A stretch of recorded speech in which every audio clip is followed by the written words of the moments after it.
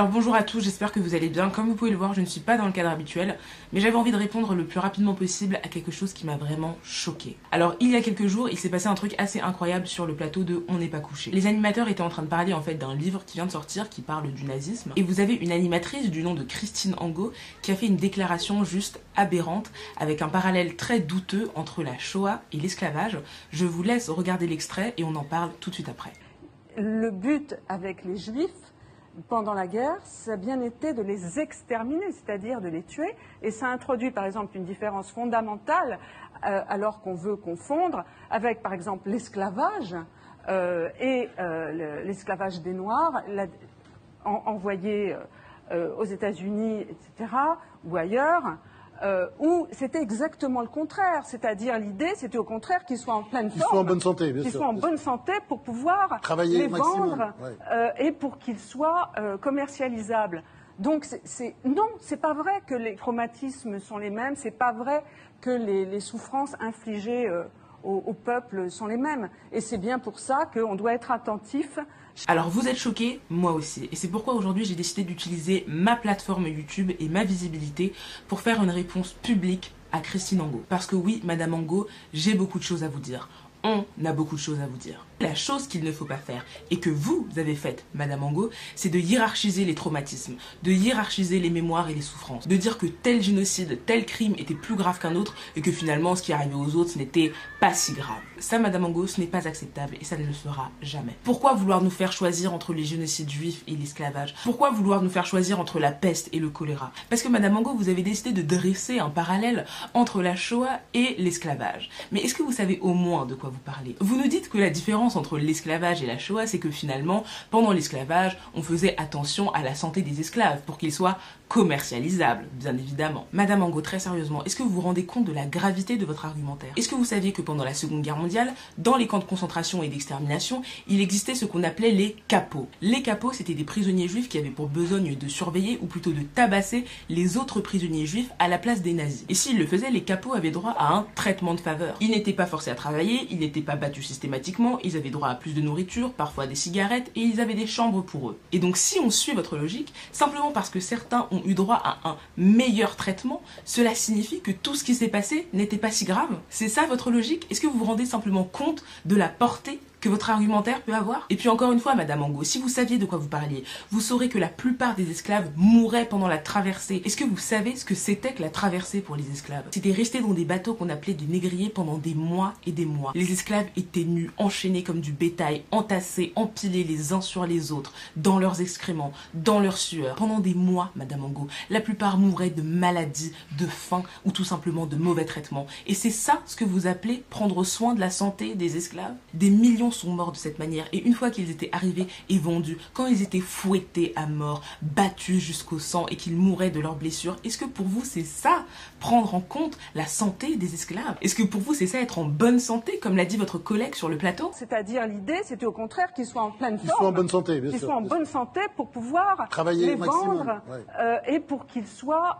commercialisables. Ensuite, vous nous dites que finalement l'esclavage n'était pas une forme d'extermination, ce n'était pas un génocide. Mais Madame Angot, quand dans le sud des États-Unis, il était tout à fait normal et commun de tuer les Noirs, de les pendre, de les lyncher systématiquement, de les brûler sur la place publique comme pour le lynchage de Jesse Washington. Quand vous aviez des organisations comme le Ku Klux Klan qui avaient pour seul but d'éradiquer le plus de Noirs possible sur le territoire des États-Unis, juste comme ça, par plaisir, est-ce que pour vous ce n'est pas une sorte de nettoyage ethnique, une sorte de génocide? Et quand bien même on ne le qualifierait pas de génocide. Le simple fait que pendant des siècles et des siècles, une population a été traitée moins bien que les animaux, comme des vulgaires objets qu'on pouvait détruire et disposer comme on en avait envie. Quand on a retiré à toute une population son humanité pendant des siècles et des siècles, est-ce que pour vous, Madame Angot, ce n'est pas déjà assez suffisant pour n'avoir ne serait-ce qu'un peu de respect pour cette mémoire? Et je parle de respect, Madame Angot, parce que vous en avez manqué. Parce que quand on parle d'un sujet aussi grave, il faut le connaître. Et vous ne le connaissez pas. Parce que quand vous parlez de l'esclavage et vous ne parlez que des États-Unis, est-ce que vous saviez que l'esclavage n'a pas commencé et ne s'est pas terminé aux États-Unis? L'esclavage des Noirs a commencé à se développer avec la traite arabo-musulmane et surtout s'est développé avec la traite occidentale lors du XVe siècle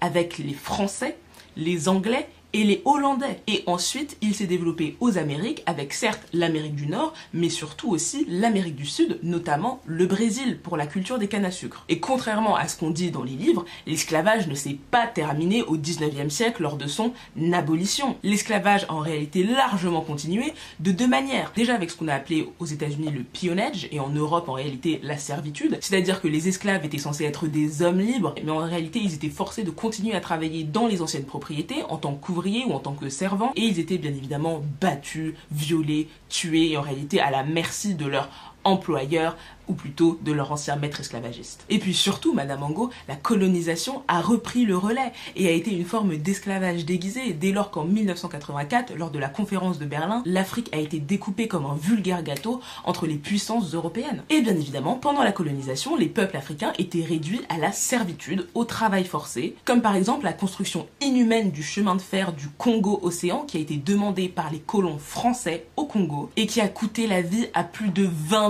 000 ouvriers, des Congolais mais aussi des Tchadiens et des Camerounais qui ont été amenés de force des autres colonies pour travailler sur ce chantier infernal où les hommes étaient tués, battus, tabassés, mal nourris, forcés à travailler jusque la mort s'en suive. Et ça, Madame Angot, c'était en 1934, c'était il y a moins de 100 ans.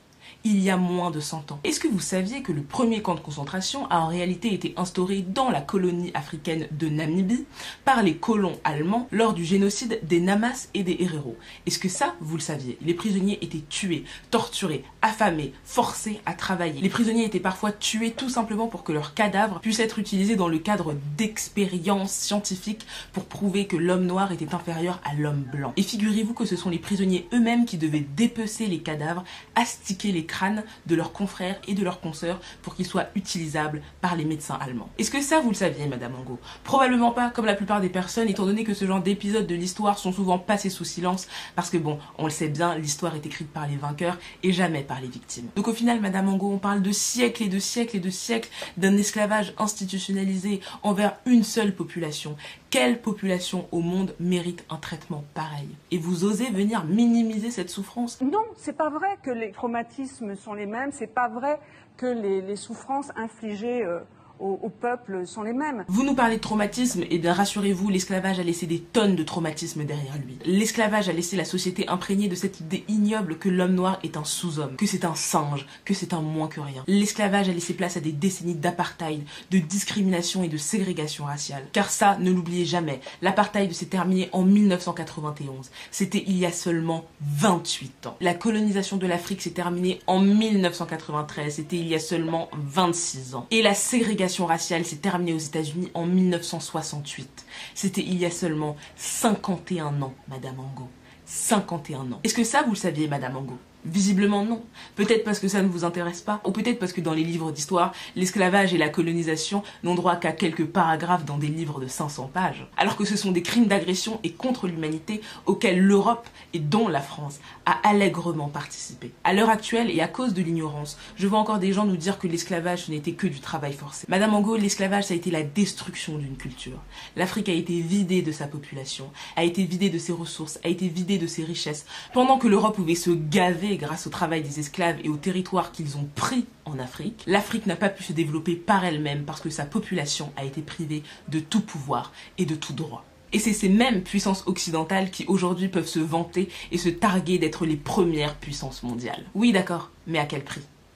À quel prix? Alors voilà, Madame Angot, c'est tout ce que j'avais à vous dire. Et la morale, c'est apprenez à respecter la mémoire de tout le monde et à ne jamais essayer de hiérarchiser la souffrance des autres. Et à toutes les personnes issues de la communauté noire qui ont regardé cette vidéo, ne laissez jamais le passé être une faiblesse ou une honte. Faites en sorte que le passé soit votre force, qu'il vous rende invincible. Et sachez que vous êtes méritant et que vous avez une place partout où vous êtes sur cette terre. Et à toutes les autres personnes qui regarderont cette vidéo, merci de l'avoir regardée. J'espère que vous aurez appris quelque chose sur cet épisode tragique de l'histoire humaine. Et j'espère que tous ensemble, on pourra s'unir pour faire en sorte que ce genre de choses ne se reproduisent jamais et qu'on puisse enfin avoir une évolution dans les mentalités. En tout cas, paix sur vous, on se retrouve sur mes réseaux et j'espère encore une fois que le message sera passé. Ciao la MIF.